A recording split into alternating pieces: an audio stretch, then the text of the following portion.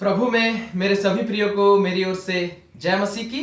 मैं परमेश्वर का फिर से लाखों करोड़ों धन्यवाद देना चाहूंगा कि प्रभु के अपार दया और अनुग्रह की वजह से आज मैं फिर से आप लोगों के सामने उपस्थित हो पाया हूं। और मैं विश्वास करता हूं कि आज भी प्रभु के अपार दया और अनुग्रह के द्वारा और प्रभु के वचन के द्वारा आप सब बहुत आशीष पाएंगे। तो आइए हम लोग सीधे आज परमेश्वर के वचन की ओर चलेंगे। और आज हम लोग जो वचन देखेंगे वो है रोमियो 12 अध्याय उसका 11 और 12 पद।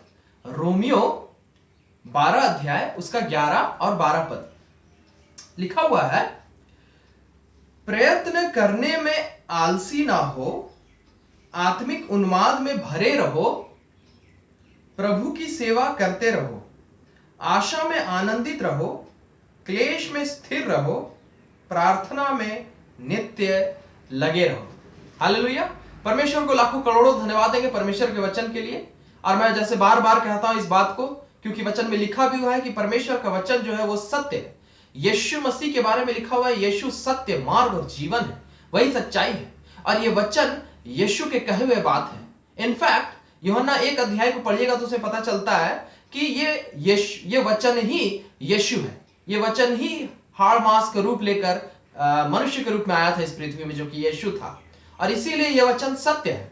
बाइबल में यह भी लिखा हुआ है कि ये जो वचन है, बाइबल में जो लिखे हुए वचन है, ये केवल बातें नहीं है, लेकिन इसमें सामर्थ्य, इसमें ताकत है, इसमें शक्ति है।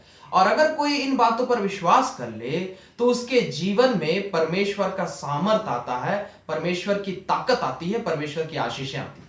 तो आज परमेश्वर का वचन आपसे और हमसे कह रहा है, रोमियो 12 के 11-12 में कह रहा है कि प्रयत्न करने में आलसी ना हो। आज परमेश्वर पवित्र आत्मा जो मुझे कहने को बताया, वो कह रहा है परमेश्वर आलसीपन के बारे में। आलसीपन भी एक किस्म का पाप है मेरे प्रियो। बाइबल में बहुत सारे वचन हैं, मैं बहुत सारे वचनों को आज मैं बताऊंगा भी।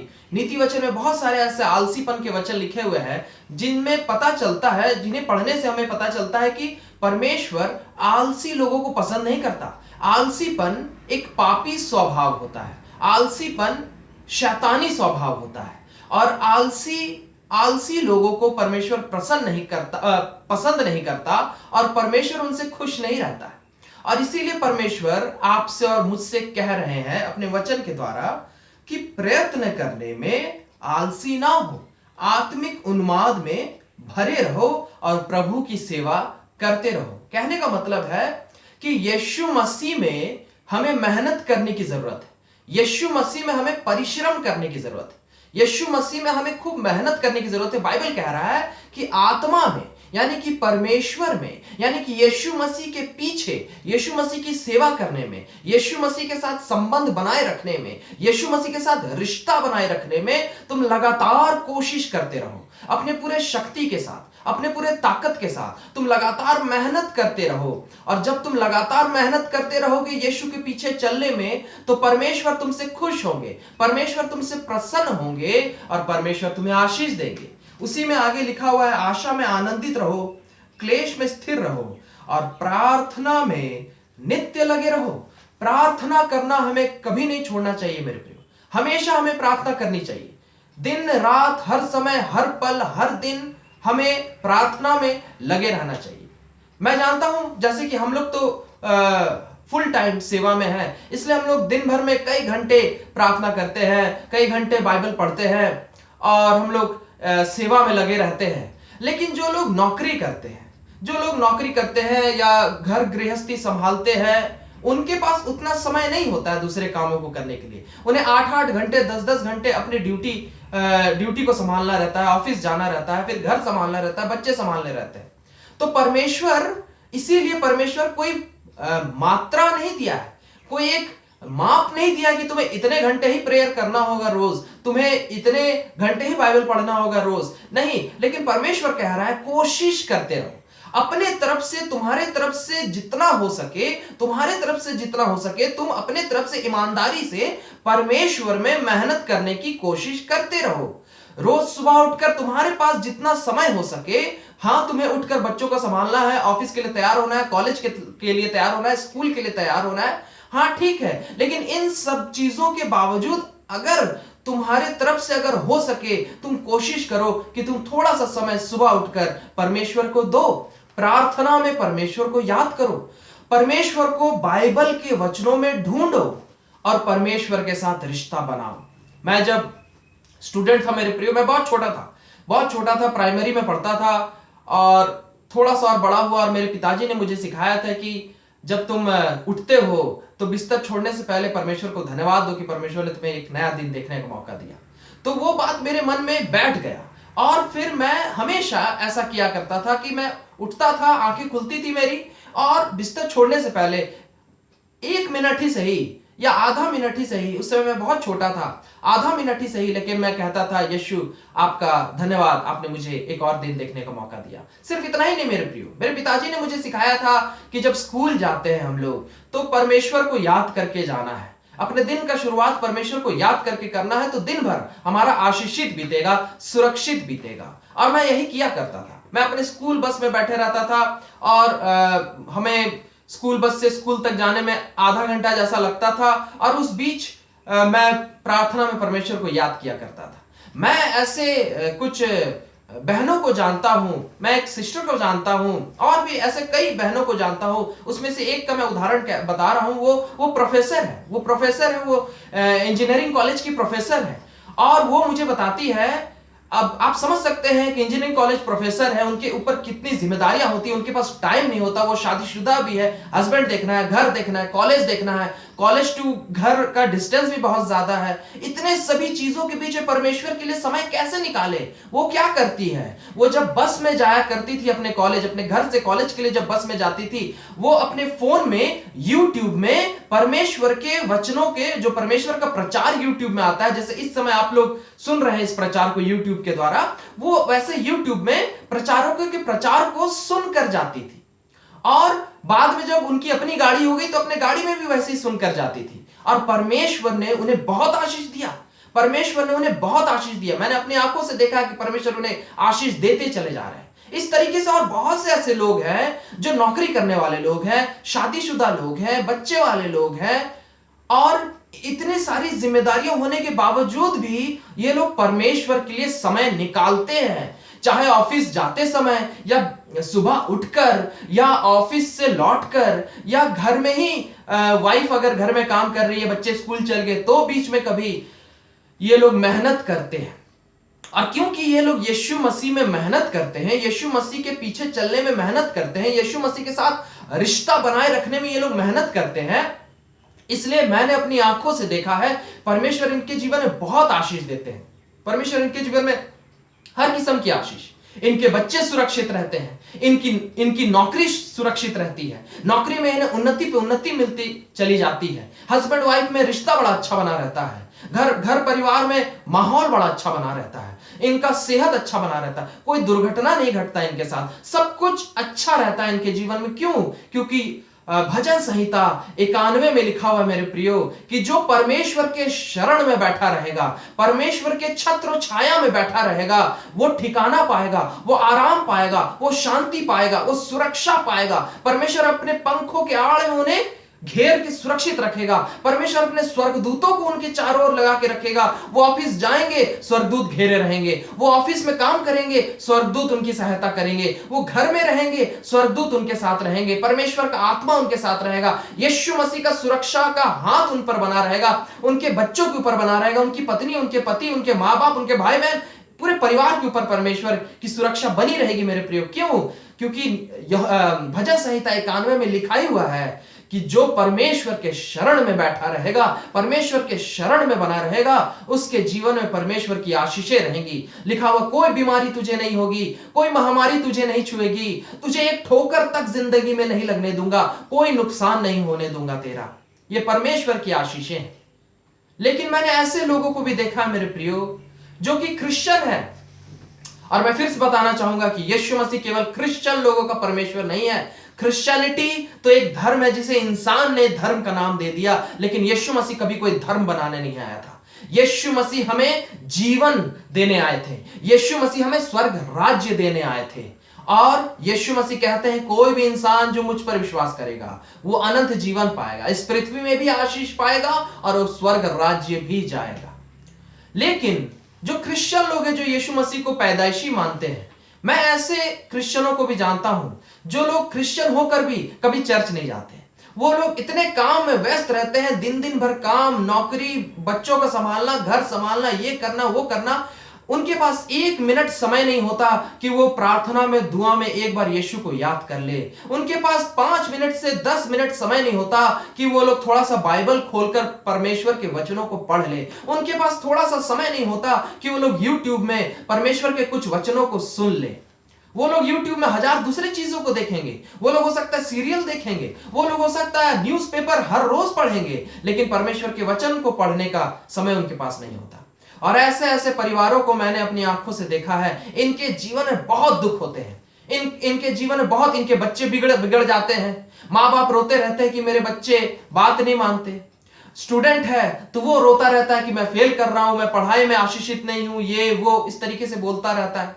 और हर तरीके से पत्नी रोती है अपने पति के लिए, पति रोता है अपने पत्नी के लिए।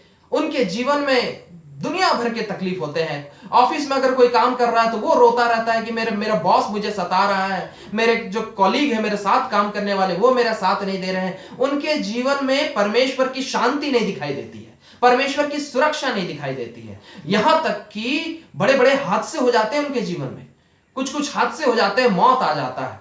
मैं ये नहीं कह रहा कि हादसे या बुरी परिस्थिति परमेश्वर के लोगों के जीवन में नहीं आती है, उनके जीवन में भी आती है। लेकिन वचन में लिखा हुआ है, यदि तुम यीशु पर विश्वास रखोगे, उसके पीछे चलोगे, मैं तुम्हें लज्जित नहीं होने दूंगा। लिखा हुआ है, मैं तुम्हें नाश नहीं होने दूंगा। और विपत्ति आने पर भी जो यीशु मसीह में मेहनत करते हैं, ईमानदारी से प्रतिदिन रोज यीशु के पीछे ईमानदारी से चलते हैं, उनके जीवन में अगर विपत्ति आ भी जाए, उनकी कुछ हानि नहीं होती है, कुछ हानि नहीं होती है। लेकिन ऐसे लोग जो यीशु को याद भी नहीं करते, दुआ प्रार्थना नहीं करते, बाइबल नहीं पढ़ते, चर्च नहीं जाते, और या तो यूट्यूब में परमेश्वर के वचनों को नहीं सुनते, ऐसे लोगों के जीवन में जब विपत्ति आती है तो परमेश्वर इन्हें नहीं बचाता है। क्यों नहीं बचाता है? क्योंकि ये लोग कभी भी परमेश्वर को याद ही नहीं किए, तो फिर क्यों परमेश्वर इन्हें बचाएगा? हाँ मेरे प्रियो, प्रभु कह रहा है कि तुम आलसी ना बनो। हाँ, ये सच है कि तुम्हें संसार में और बहुत सारे काम है, तुम्हें नौकरी अपना देखना है, तुम्हें नौकरी अपने देखनी है, तुम्हें अपने पत्नी को देखना है, अपने पति को देखना है, अपने बच्चों को देखना है, तुम्हें अपना पढ़ाई करना है, तुम स्टूडेंट हो, तुम्हें पढ़ाई करना है। इस तरीके से बहुत सारे काम है हमारे पास, लेकिन परमेश्वर हमसे बहुत ज्यादा समय नहीं खोजता मेरे प्रियो। परमेश्वर कहता है, जो तुम्हारे पास क्षमता है, हर इंसान के पास थोड़ा ना थोड़ा समय होता ही है मेरे प्रियो परमेश्वर को याद करने के लिए। और अगर हम उसे नहीं याद करेंगे, जो हमारा सृष्टि करता है, जिसने हमें बनाया, जिसने हमें सांसें दी है, उसी यीशु की वजह से हमारा प्राण चल रहा है, हमारा जीवन चल रहा है, उसी यीशु की वजह से हमें नौकरी मिली है, उसी यीशु की वजह से हमें पत्नी मिली है, पति मिला है, बच्चे मिले, घर मिला है, सब कुछ मिला है। जिस यीशु की वजह से ही हमें सब कुछ मिला है मेरे प्रियो, उन्हीं चीजों के लिए, उसी नौकरी और बीवी बच्चे और घर बार के चक्कर में उसी यीशु को ही भूल जाए जिसने हमें ये सब चीजों को दिया है, ये घोर पाप है मेरे प्रियो। ये गद्दारी है एक किस्म से, ये एहसानमंद ना होने का प्रमाण है। और ऐसे लोग, मैंने एक बार प्रचार किया था कि जो गद्दार लोग होते हैं, जिनके अंदर विश्वास योग्यता या ईमानदारी नहीं होती है, ऐसे लोग स्वर्ग राज्य नहीं जाएंगे। इसका मतलब ऐसे लोग जिनको परमेश्वर ने नौकरी दिया, लोग कहेंगे, स्टूडेंट कहेगा मैं तो मेहनत करके पढ़ाई करके टॉप कर रहा हूं, लेकिन सच्चाई है, बाइबल में लिखा हुआ है, बुद्धि देने वाला परमेश्वर ही है। परमेश्वर ने आपको बुद्धि दिया है, इसलिए तो आप पढ़ाई कर पा रहे हैं। आप बोलेंगे कि मैं मेहनत करके नौकरी निकाला, वो ताकत किसने दिया? बाइबल में लिखा हुआ किसी भी भले काम को करने की इच्छा और उस भले काम को करने का ताकत हमें ऊपर से परमेश्वर से ही मिलता है। उस नौकरी को प्राप्त करने का ताकत परमेश्वर ने आपको दिया, अच्छी पत्नी परमेश्वर ने आपको दिया, बच्चे परमेश्वर ने आपको दिए, हर पैसे की आशीष, सब कुछ, अच्छी सेहत परमेश्वर ने आपको दी है। और अगर आप उसी परमेश्वर को याद नहीं कीजिएगा, उसी परमेश्वर के साथ रिश्ता बनाए रखने में आप मेहनत नहीं करते रहेंगे, तो फिर आप गद्दार ठहरेंगे और एक दिन परमेश्वर आपसे इन आशीषों को छीन लेगा। अगर आप स्टूडेंट हैं, आपकी बुद्धि चली जाएगी, आप सफल नहीं हो पाएंगे आगे, आपकी नौकरी चली जाएगी, या तो आपके नौकरी में परेशानी आने लगेगी, या तो पति पत्नी में रिश्ते बिगड़ने लगेंगे, या तो बच्चे बिगड़ जाएंगे, या तो दूसरे किस्म की समस्या आने लगेगी। और जानते हैं ये समस्याएं परमेश्वर नहीं भेजेगा आपके पास, शैतान लेकर आएगा। शैतान किनके पास जाता है? अय्यूब 1 अध्याय को पढ़िएगा, उसके 6वें पद में तो लिखा हुआ है कि अय्यूब के जीवन में शैतान घुस नहीं पाता था। शैतान अय्यूब के जीवन में काम नहीं कर पाता था। शैतान चाहता तो था कि अय्यूब के जीवन को बर्बाद कर दे, लेकिन वो अय्यूब और उसके परिवार को छू नहीं पाता था। क्यों? क्योंकि लिखा हुआ है अय्यूब के जीवन और उसके परिवार के जीवन के चारों ओर परमेश्वर ने अपने सुरक्षा का बाड़ा लगा के रखा था। और क्योंकि परमेश्वर के सुरक्षा का बाड़ा अय्यूब के जीवन के चारों ओर लगा हुआ था, शैतान अय्यूब के जीवन के आसपास भी नहीं आ पाता था। क्यों परमेश्वर इस सुरक्षा के बाड़ा को अय्यूब के चारों ओर लगा के रखता था? क्योंकि उसी 1 अध्याय में, अय्यूब 1 अध्याय में लिखा हुआ, अय्यूब धर्मी व्यक्ति था। वो दिन रात परमेश्वर को याद करता था, दिन रात परमेश्वर के साथ रिश्ता बनाए रखता था, और इसीलिए अय्यूब के जीवन में वो सुरक्षा का बाड़ा बना हुआ था। वचन में लिखा हुआ मेरे प्रियो कि शैतान गरजने वाले सिंह की नाई, एक भूखा शेर, जंगल में जब एक शेर भूखा होता है और उस भूख के मारे जब वो शिकार के लिए निकलता है और वो ताक पे रहता है कि कब मैं कोई हिरन देख लूं, कब मैं कोई और जानवर देख लूं और उस पे झपट्टा मारूं, अटैक करूं और उसे चीर फाड़ खाऊं और खा जाऊं। बाइबल में लिखा हुआ शैतान उसी प्रकार शेर की नाई, सिंह की नाई, वो ताक में रहता है, भूखे शेर की तरह वो हमारे पीछे लगा हुआ रहता है, परमेश्वर के लोगों के पीछे लगा हुआ रहता है कि इनके जीवन को बर्बाद कर दूंगा, इनके जीवन को बर्बाद कर दूंगा, इनके बच्चों को बर्बाद कर दूंगा, इसकी पत्नी को बर्बाद कर दूंगा, इसके पति को बर्बाद कर दूंगा, इसके पढ़ाई लिखाई के जीवन को बर्बाद कर दूंगा, इसके नौकरी को बर्बाद कर दूंगा, इसके घर बार, इसके फाइनेंस, इसके आर्थिक स्थिति, इसकी अच्छी सेहत, सब चीज को मैं बर्बाद कर दूंगा। शैतान इसी फिराक में रहता है, हर परिवार के पीछे लगा रहता है। और इसीलिए हम लोग इतने दुख को देखते हैं समाज में, क्योंकि शैतान करता है ऐसा। इफिसियों 2 अध्याय में लिखा हुआ मेरे प्रियो कि शैतान और उसके जितने भी आत्माएं हैं, दुष्ट आत्माएं, आसमान में भटकते रहते हैं ताकि किसको हम बर्बाद करें।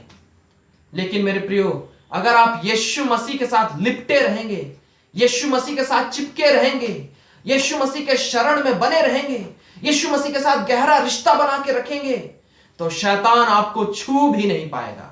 भजन संहिता 91 में लिखा हुआ है, कोई तीर, शैतान की छोड़ी हुई तीर तेरे जीवन में नहीं आएगी, तुझे नहीं लगेगी।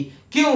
क्योंकि यीशु मसीह अपने पंखों के आड़ में तुझे घेरे रखेगा, सुरक्षित रखेगा, ढाल की तरह वो हमारी रक्षा करेगा, ढाल की तरह। लेकिन ये सिर्फ उनके लिए है मेरे प्रियो जो निरंतर यीशु मसीह में मेहनत करते हैं, जो निरंतर प्रतिदिन प्रार्थना करने में मेहनत करते हैं, जो निरंतर प्रतिदिन बाइबल पढ़ने में मेहनत करते हैं, जो परमेश्वर के वचनों को खूब सुनते हैं, चाहे यूट्यूब में, चाहे टीवी में, चाहे किसी संगति में जाकर, चाहे चर्च में जाकर परमेश्वर के प्रचार को खूब मन लगाकर सुनते हैं, परमेश्वर के वचनों को बाइबल में खूब मन लगाकर पढ़ते हैं और प्रार्थना में परमेश्वर को खूब याद करते हैं। और ये 1-2 बार नहीं, कभी सप्ताह में 1 बार कर लिए, कभी महीने में 1 बार कर लिए, नहीं मेरे प्रियो। यीशु मसीह के साथ हमारा पिता और संतान का रिश्ता है। यीशु मसीह के साथ हमारा पिता और संतान का रिश्ता है।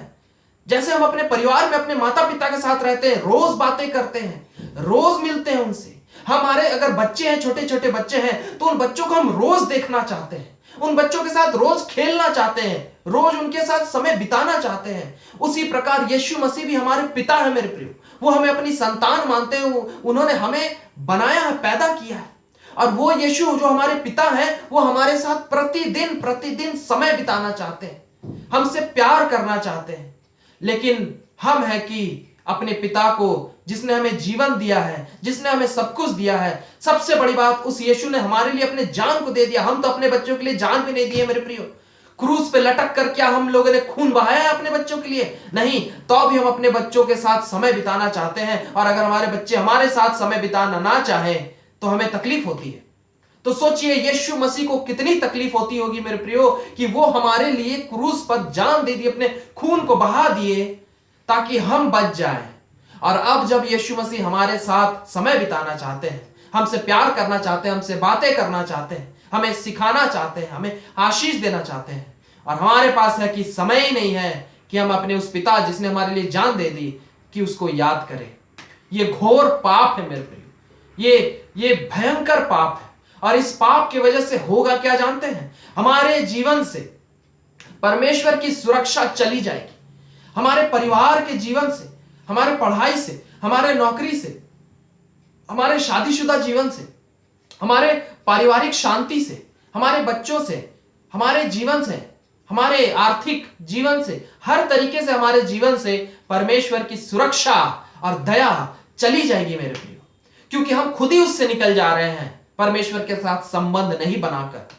और जब हम परमेश्वर की सुरक्षा से बाहर निकल आएंगे तो हम एकदम अकेले पड़े रहेंगे और हमारे सामने कोई सुरक्षा का ढाल नहीं रहेगा। और शैतान इसी मौके का इंतजार करता है मेरे प्रियो। मैं आपको एक वचन बता सकता हूं, एक वचन है नीति वचन, ध्यान से सुनिएगा। नीति वचन और उसका 24 अध्याय और उसके 30 से 34 पद को मैं पढ़ रहा हूं। यह आखिरी मैं अध्याय बता रहा हूं और उसके बाद हम लोग खत्म करेंगे। लिखा हुआ है नीति वचन 24 अध्याय उसके 30 से 34 पद में, मैं आलसी के खेत के पास से और निर्बुद्धि मनुष्य की दाख की बारी के पास से होकर जाता था, तो क्या देखा कि वहां सब कहीं कटीले पेड़ भर गए हैं और वह बिच्छू पौधों से ढक गई है और उसके पत्थर का बाड़ा गिर गया है।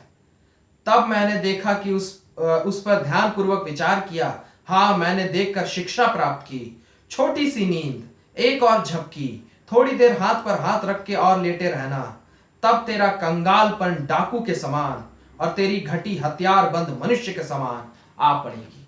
नीति वचन में क्या लिखा हो मेरे प्रियो? परमेश्वर कह रहा है, एक व्यक्ति के बारे में कह रहा है। नीति वचन लिखने वाला कह रहा कि मैं एक व्यक्ति के खेत के पास से गुजरा और देखा कि उस खेत में कटीले झाड़ निकल गए हैं, खेत का जो सुरक्षा का बाड़ा है वो टूट गया है और दूसरे जंगली जानवर घुसकर उसके खेत को बर्बाद कर दिए। ऐसा क्यों हुआ? उसने ध्यान दिया, इस खेत का मालिक आलसीपन कर रहा था। वो परिश्रम नहीं किया इस खेत को संभालने में, उस खेत में मेहनत करने में वो परिश्रम नहीं किया, इस खेत के बाड़ा को मजबूत बनाने के लिए वो मेहनत नहीं किया। वो क्या करता रहा? वो सोता रहा, आराम करता रहा, अपने जिंदगी में सुख भोग विलास ले रहा है सोने का। और इसका परिणाम क्या हुआ? लिखा हुआ है, उसके जीवन में गरीबी डकैत की तरह आ गई, उसके जीवन में दुख समस्याएं किसी डकैत की तरह आ गई और उसके जीवन को लूट कर बर्बाद करके चली गई।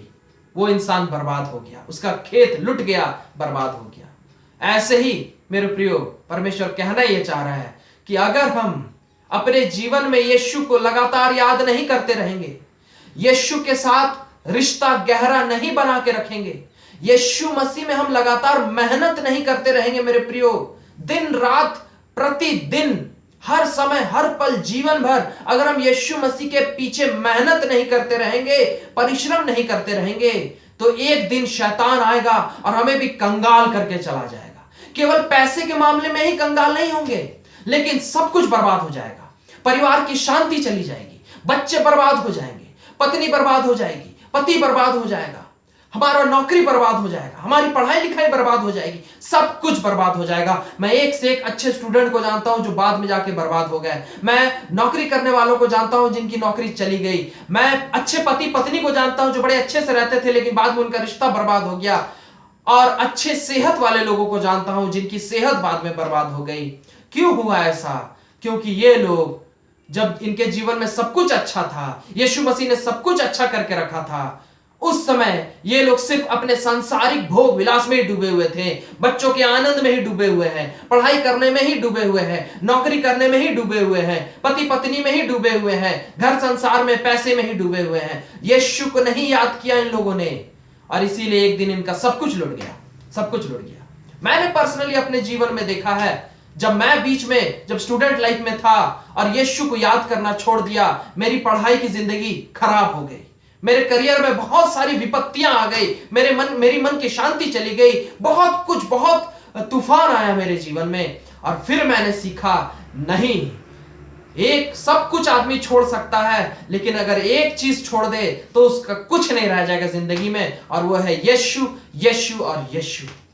यीशु के पीछे मेहनत करते रहना हमें मेरे प्रियो। और इसीलिए रोमियो में लिखा हुआ, आज आपने सुना, लिखा हुआ है प्रयत्न करने में, यानी कि कोशिश करने में, यानी मेहनत करते रहने में। किस चीज में? यीशु में मेहनत करते रहना हमें, यीशु में मेहनत करते रहना हमें। और इस चीज में कभी आलसी मत होना, कभी आलसी मत होना, नहीं तो शैतान आएगा और तुम्हें और तुम्हारे परिवार की जिंदगी को बर्बाद कर देगा, खत्म कर देगा, नाश कर देगा। लेकिन अगर तुम ईमानदारी से जीवन भर यीशु में मेहनत करते रहे, रोज बाइबल पढ़ते रहे, रोज प्रार्थना करते रहे, लगातार परमेश्वर के वचनों को सुनते रहे, चाहे यूट्यूब के माध्यम के द्वारा, टीवी के द्वारा, चाहे चर्च जाकर, संगति जाकर, लगातार यीशु के वचनों में तुम डूबे रहोगे, लगातार यीशु को प्रार्थना में याद करते रहोगे, लगातार बाइबल पढ़ते रहोगे, तो लिखा हुआ है परमेश्वर की सुरक्षा तुम्हारे जीवन के चारों ओर हमेशा बनी रहेगी और तुम निश्चित रूप से शैतान से बचे रहोगे। कभी कुछ विपत्ति और हानि तुम्हारे जीवन में नहीं आएगी और तुम आशीषित और आशीषित और आशीषित होते चले जाओगे। तुम और तुम्हारा परिवार, तुम्हारे बच्चे, तुम्हारी पीढ़ी पीढ़ी आशीषित होते चली जाएगी। व्यवस्था विवरण 28 अध्याय में लिखा हुआ मेरे प्रियो, अगर तुम यीशु के पीछे ईमानदारी से चले और उसकी सेवा करते रहे, उसके साथ गहरा रिश्ता बना के रखे, मेहनत करते रहे यीशु में, तो धन्य होगे तुम, धन्य होगे तुम्हारे बच्चे, धन्य होगा तुम्हारे परिवार, अपार भाग्यशाली होगे तुम लोग और अपार रूप से तुम लोग इस पृथ्वी में फलोगे और फूलोगे और दूसरों के लिए भी आशीष का कारण बनोगे। लेकिन इसके लिए करना क्या होगा तुम्हें मेरे प्रियो? लिखा हुआ है, अभी आपने पढ़ा रोमियो 12 अध्याय के 11 और 12 पद में, यीशु मसीह में मेहनत करते रहो और उसमें आलसी कभी मत होना। रोज बाइबल पढ़ो, रोज प्रार्थना करो, खूब परमेश्वर के वचनों में मन लगाओ, वचनों को सुनो और परमेश्वर तुम्हें आशीष देते चला जाएगा। कभी जिंदगी में शैतान आपको और आपके परिवार को छू नहीं पाएगा और आप लोग हमेशा आशीषित रहेंगे। हालेलुया। परमेश्वर इस वचन के द्वारा आप सबों को बहुत आशीष दे। आइए हम लोग प्रार्थना करें। धन्यवाद देते हैं प्रभु आपके अपार दया और अनुग्रह और प्रेम के लिए। सचमुच प्रभु आपका प्रेम महान है। आपने वादा किया है अपने बच्चों से कि मैं कोई विपत्ति तुम पर नहीं आने दूंगा, कोई हानि तुम पर नहीं आने दूंगा, कोई तीर तुम्हें नहीं लगेगी, कोई महामारी तुम्हें नहीं छुएगी, कोई बीमारी तुम्हें और तुम्हारे परिवार को नहीं छुएगी। तुम्हारे दुश्मन, व्यवस्था विवरण 28 में लिखा हुआ है, तुम्हारे जो दुश्मन है वो तुमसे दूर भागेंगे। यशायाह में आपने लिखा है, प्रभु मैं तुम्हारे शत्रुओं को नाश कर दूंगा, खत्म कर दूंगा। ना तुम्हें ऑफिस में कोई सता पाएगा, ना तुम्हें घर में कोई सता पाएगा, ना तुम्हारे सोसाइटी में तुम्हें कोई सता पाएगा, ना तुम्हारे कॉलेज और स्कूल में तुम्हें कोई सता पाएगा। मैं तुम्हें आशीषित और सुरक्षित रखूंगा। तुम्हारे पास धन होगा, तुम्हारे पास इज्जत होगा, तुम्हारे पास सफलता होगी, तुम्हारे पास सब कुछ होगा और तुम्हारे परिवार में अपार यीशु की शांति बनी रहेगी, यीशु का प्रेम, यीशु का एकता। परिवार में कभी कोई लड़ाई झगड़ा कुछ नहीं, सब कुछ अच्छा, सब कुछ अच्छा, सब कुछ अच्छा होगा। अगर विपत्ति आए भी तो परमेश्वर तुम्हें उस विपत्ति में जीत दिलाएगा, जीत दिलाएगा, जीत दिलाएगा। कभी तुम्हारा कुछ हानि नहीं होगा। लेकिन ये कब होगा प्रभु? आप कहते हैं जब तुम यीशु मसीह में मेहनत करते रहोगे, यीशु मसीह में मेहनत करते रहोगे, प्रार्थना करने में, बाइबल पढ़ने में, वचनों में मन लगाने में। जब तुम मेहनत करते रहोगे तो निश्चित रूप से हम सदा आशीषित रहेंगे पिता। हाँ प्रभु, आपके बच्चे जीवन भर आशीषित रहना चाहते हैं, जीवन भर आपके सुरक्षा के बाड़ा में रहना चाहते हैं। आपके बच्चे नहीं चाहते प्रभु कि शैतान आए और एक बार जैसे अय्यूब के जीवन में उसके बच्चों को मार दिया, उसके धन दौलत को खा गया, सब कुछ बर्बाद कर दिया। आपके बच्चे नहीं चाहते हैं प्रभु, हम सब नहीं चाहते कि हमारे साथ शैतान ऐसा करे। हम चाहते हैं कि हम आपके शरण में हमेशा सुरक्षित रहें। लेकिन उसके लिए प्रभु हमें हमेशा आपके पीछे मेहनत करते रहना होगा, आप में मेहनत करते रहना होगा। हमें प्रभु अनुग्रह कीजिए, आप अपने बच्चों को आशीष दीजिए। आपके सब बच्चों को जो आज आपके वचन को सुन रहे हैं, आपके हाथों में सौंपता हूं। हम सब पर दया कीजिए, हम सबके हर पापों और गुनाहों के लिए हमें क्षमा कीजिए। अपने लहू से धोइए, शुद्ध और पवित्र कीजिए पिता। और आज इसी वक्त आप अपने बच्चों को आशीष दीजिए प्रभु। आप अपने हर बच्चों को आशीष दीजिए कि ये लोग जीवन भर प्रभु, जीवन भर, चाहे ये स्टूडेंट है, चाहे ये नौकरी करने वाले, चाहे बिजनेस करने वाले, चाहे हाउसवाइफ है, चाहे घर संभालने वाले, चाहे ये कोई भी हो प्रभु, प्रभु अनुग्रह कीजिए। चाहे ये सेवक हो, चाहे ये कोई भी हो प्रभु, इन सब पर दया कीजिए कि ये लोग जीवन भर प्रभु यीशु मसीह ईमानदारी से आपके पीछे चलते रहें। खूब मेहनत करें आपके पीछे, खूब मेहनत करें आप में पिता। खूब रोज बाइबल पढ़ने में, प्रार्थना करने में, आपके वचनों में मन लगाने में, चर्च जाने में, संगति करने में, वचनों को सुनने में और आपके साथ गहरा रिश्ता बनाए रखने में ये लोग जीवन भर मेहनत करते रहे, मेहनत करते रहे, कभी आलसी ना हो पिता। आप ऐसी दया और अनुग्रह कीजिए क्योंकि जब ये लोग ऐसा करेंगे प्रभु, तो निश्चित रूप से आप इन सबों को हमेशा आशीषित और सुरक्षित रखेंगे और शैतान कभी भी इन्हें और इनके परिवार को नहीं छू पाएगा पिता परमेश्वर। और ये लोग जीवन भर आप में होकर आशीषित रहेंगे और स्वर्ग राज्य भी जाएंगे। हम धन्यवाद देते हैं प्रभु, अनुग्रह कीजिए, आप इन सभी आशीषों को अपने बच्चों को दे दीजिए। प्रभु यीशु मसीह के नाम से मांगते हैं, आमीन। Praise the Lord.